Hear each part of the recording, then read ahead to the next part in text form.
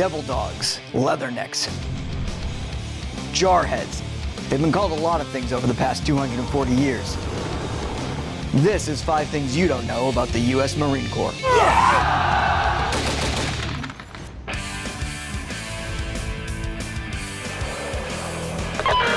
611, we got him moving. We're going back to buttoned up.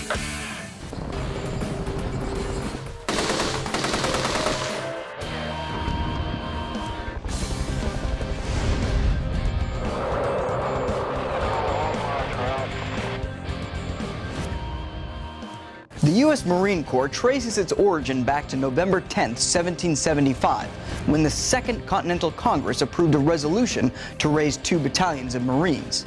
To help carry out this order, the Marines' first commandant, Samuel Nicholas, appointed Robert Mullen Chief Marine Recruiter. Since Mullen was the manager of a popular bar in Philadelphia called the Tun Tavern, the 2 men decided to hold the first recruiting drive at the establishment. And because of this, the bar is now considered the birthplace of the U.S. Marine Corps.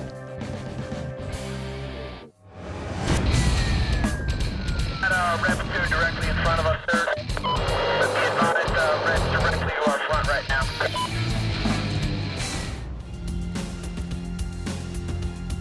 On February 20th, 1962, John Glenn made history as the first American to orbit the Earth. What a beautiful view. But before he became famous as an astronaut, Glenn actually had a long and distinguished career in the U.S. Marine Corps. In December 1941, when the Japanese attacked Pearl Harbor, Glenn quit college and enlisted in the military. Training first as a naval aviation cadet, he eventually transferred to the U.S. Marine Corps and was sent to the South Pacific, where he flew 59 combat missions as an F-4U fighter pilot. After the war ended in 1945, Glenn stayed in the Corps and eventually went on to fly more combat missions during the Korean War. In fact, it wasn't until January 1st, 1965, almost 3 years after his famous space flight, that Glenn finally retired from the Marines with the rank of colonel.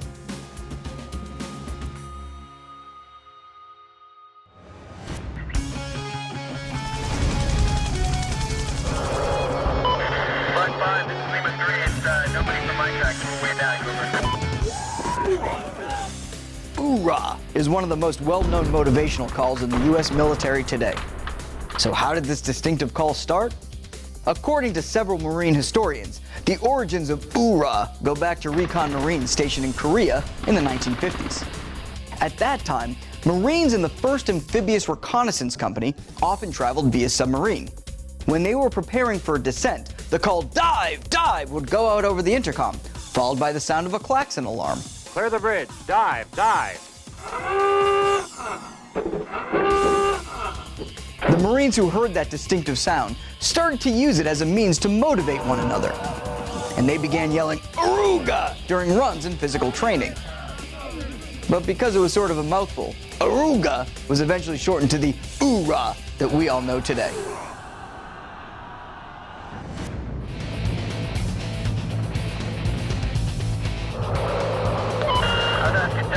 They're going to fire a 3rd rocket, sir. News of the Japanese attack reached the president at 2:25 p.m. At the start of World War II, Paul H. Douglas was a middle-aged college professor living in Chicago. Although he initially opposed U.S. intervention in the war, he quickly came to believe that isolationist policies only benefited aggressive nations like Germany and Japan. And once he made up his mind, Douglas wanted the chance to fight. So, with the help of his old friend, Secretary of the Navy Frank Knox, he managed to enlist in the U.S. Marine Corps at the ripe old age of 50. He then went on to complete Marine boot camp at Parris Island, graduating in 1942 as the oldest man to ever do so. Douglas was sent to the Pacific, where he received 2 Purple Hearts.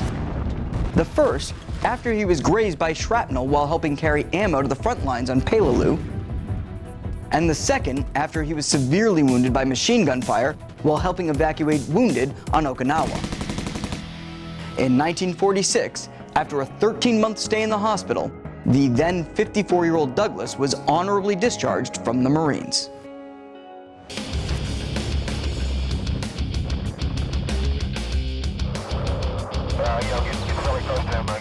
and we'll take it, hold it up.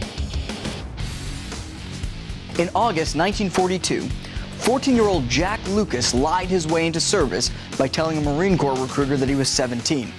After completing training and a transfer to Hawaii, Lucas eventually found his way into the 5th Marine Division, and with them, he arrived at Iwo Jima. On the second day of the invasion, February 20th, 1945, which was just 6 days past his real 17th birthday, Lucas and 3 other Marines were creeping through a ravine when they came under heavy Japanese attack. In an attempt to save his fellow men, Lucas jumped on top of 2 hand grenades and used his body to absorb the blast.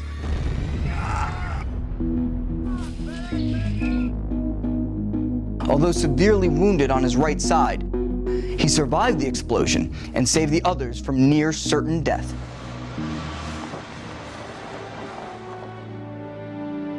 For this heroic action, Lucas was later awarded the Medal of Honor, becoming the youngest recipient in any conflict other than the Civil War.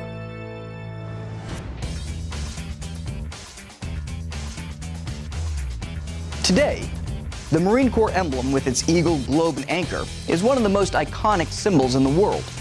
But do you know what each of its parts represent? And do you know which Marine is responsible for its design? If so, post your answer below or reach out to us through Twitter using hashtag 5thingsyouDon'tKnow.